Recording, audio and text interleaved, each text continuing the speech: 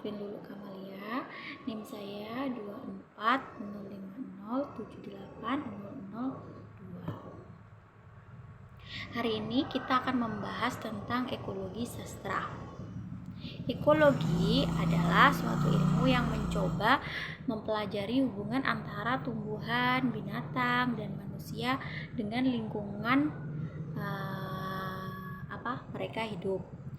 Kemudian menurut Edraswara, ekologi hanya mempelajari yang ada dan yang terjadi di alam. Ekologi ialah ilmu yang mempelajari hubungan timbal balik antara makhluk hidup dengan lingkungan. Jadi ekologi dan sastra ini saling membutuhkan.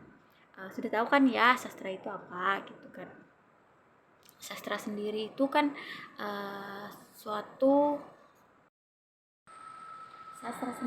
adalah suatu ungkapan ekspresi manusia yang berupa karya tulis.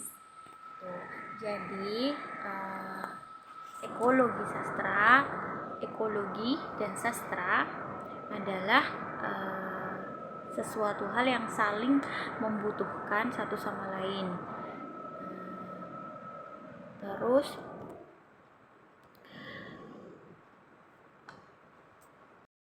kalau digabung, ekologi sastra adalah sebuah cara pandang yang digunakan untuk memahami permasalahan lingkungan hidup. Nah, hal ini terkait tentang ekologi sastra adalah ketertarikan antara ilmu lingkungan atau antara lingkungan hidup dengan sastra. Menurut Edraswara tahun 2016, ekologi sastra adalah suatu ilmu yang mempelajari manusia beradaptasi dan menjaga lingkungan. Kemudian definisi dari ekologi sastra itu ada 3 hal yang dikaji, yaitu aspek lingkungan itu sendiri, kesenian sastra, dan kesadaran sastra. Terus sejarah sastra itu perkembangannya dalam ekologi sastra itu pada tahun 1960-an. Yang pertama kali memulainya itu adalah gerakan lingkungan dan kesadaran akan kerusakan lingkungan. Kemudian pada tahun 1970-an. Terus dilanjutkan lagi 1980-an. Kemudian ada tahun 1990-an. Nah, perkembangan ini di dalam ekologi sastra ini dan aplikasinya itu sudah mulai berbagai jenis karya sastra. Kemudian hubungan sastra dengan lingkungan itu ada inspirasi sastra, refleksi sastra, dan nilai ekologis. Adapun tema-tema ekologi sastra dalam karya sastra itu ada kerusakan lingkungan, perubahan iklim, eksploitasi alam, dan konservasi. Kemudian ada juga yang namanya analitis ekokritik dalam sebuah karya sastra. Nah, ini sebenarnya analisis ekokritik ini adalah metode penelitian yang mengkaji karya sastra dari perspektif ekologisnya. Nah, metode ini biasanya itu menganalisis bagaimana sastra merefleksikan nilai-nilai ekologis dalam hubungan manusia, alam, serta sastra terhadap lingkungan hidup.